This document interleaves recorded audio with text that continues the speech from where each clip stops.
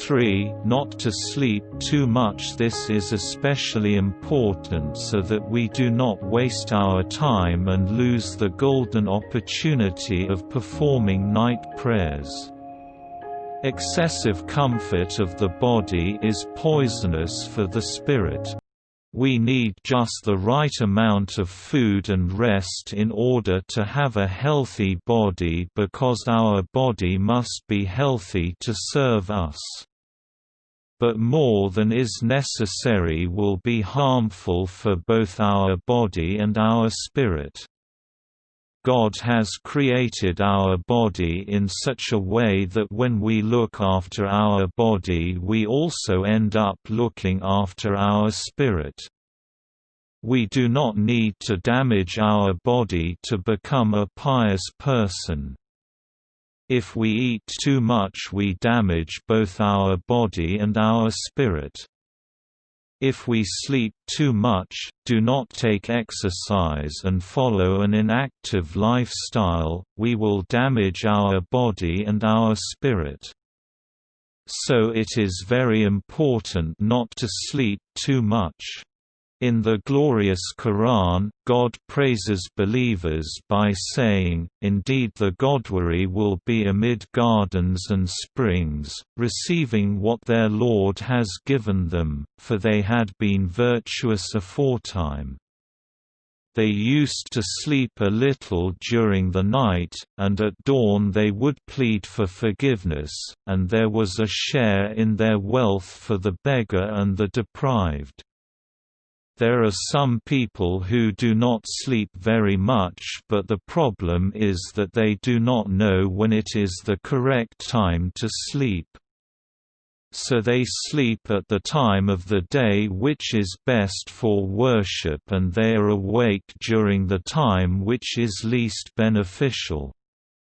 For example, sometimes we sleep very late, after midnight, around 2 or 3 a.m., and then at the best time of the day for worship and contemplation we are unconscious. The part of the day which is most important is the time before dawn and after dawn till sun rises. Whoever has achieved something, it is because they have appreciated this time. Alamar Tabatabai says that in the early days of his arrival in Najaf, his teacher, the late Ayatollah Sayyid Ali Qadi, said to him, "If you want the dunya, this world, do tahajjud, night prayer; if you want the akhirah, the hereafter, again do tahajjud."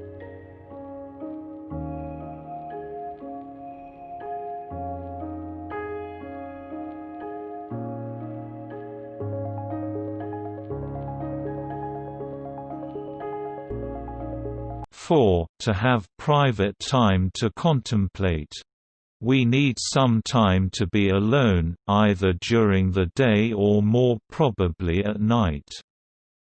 It is good to promise ourselves that for at least 10 or 15 minutes each day we will just sit alone. For example, on our prayer mat or in the garden, and think. This is enough to begin with. In time you will appreciate these private moments, such that you will wish your whole day to be spent in this way. This will lead to your life becoming stable, as investing this time creates a private space in your heart. In this way you can be active in society, and at the same time have an inner peace and clear vision of your actions, as if you were alone. This can happen if you spend some time physically alone. When you gain control over the soul, you can be socializing, working, etc., and still maintain control over your actions, and have remembrance of Allah. But what should we think about during this private time? We should think about divine attributes and actions. We should think about the things that we have done, about the things that we were supposed to do but did not, and about the condition of our soul. We should decide if we are making any progress or not. If we have done something right, then we should thank God for that. If we have done something wrong, then we should try to remedy it. If we are not strong enough, then we should fix some penalty on ourselves.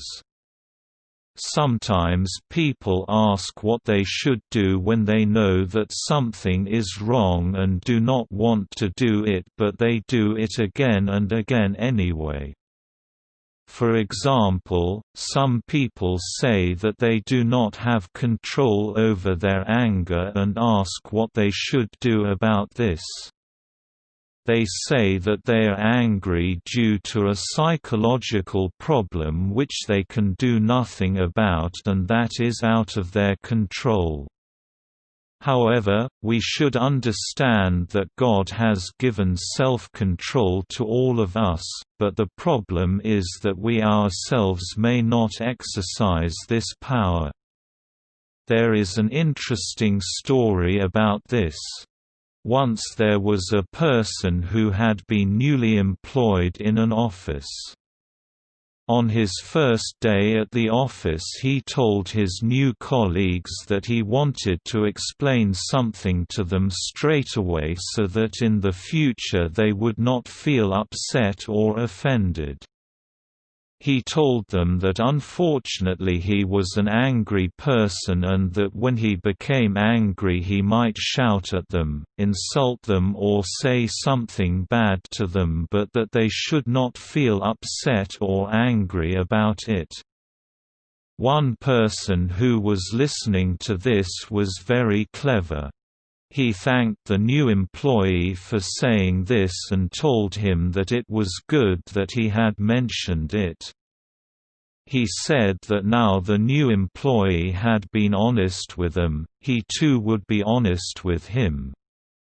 He said that he was also an angry person and that if anyone said something bad to him he had the habit of throwing whatever was within reach at the face of that person, and so he was glad that the new employee had mentioned this. After this the new employee never became angry, he was always careful and watched what he said. This shows we can have self-control if we really try. Sometimes we are very angry and aggressive at home, but at work we are very calm. Even if people say bad things to us, we keep our anger inside. So it is possible for us to have self-control, but in reality we choose not to. What should we do about this? One thing that we can do is to fix a penalty for ourselves. For example, we can decide that if we become angry then we will do something that is difficult for us. And we must keep this promise that we have made to ourselves. We could promise that if we become angry and say something wrong to our spouse, our children or our parents, then we will donate a certain amount of money to charity, or fast the next day or walk 10 kilometers. It should be something difficult.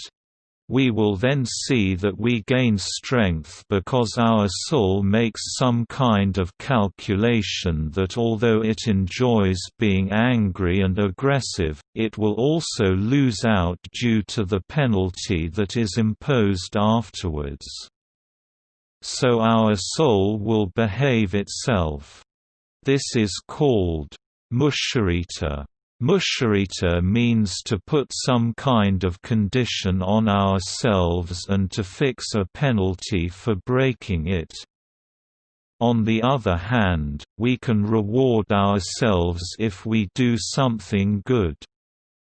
For example, if we like sweets very much, then we can tell ourselves that we will not eat sweets unless we get up for our night prayers. If we get up, then we can have sweets. Then we will find that our soul will help us in getting up for our prayers because it wants sweets. So this is a technique that can help us to strengthen our determination. The only time that we can think about and plan these kinds of things is when we have some private time alone. If we are always busy, we cannot think about such things. But if we spend 15 or 20 minutes alone with ourselves, then we can achieve all these things. It is hard to know why people are afraid of being alone. We can often notice this. We love ourselves so much, but the most painful thing for us is to be left to ourselves. If we are put in a room and locked in for 24 hours to be alone with ourselves, even if we are told that we will have food and all other necessities but just that we will be all alone, we will ask why we are being confined, imprisoned and tortured. But what is wrong with this? We have not been shut in with a wild animal or a criminal. We have only been asked to be alone with ourselves.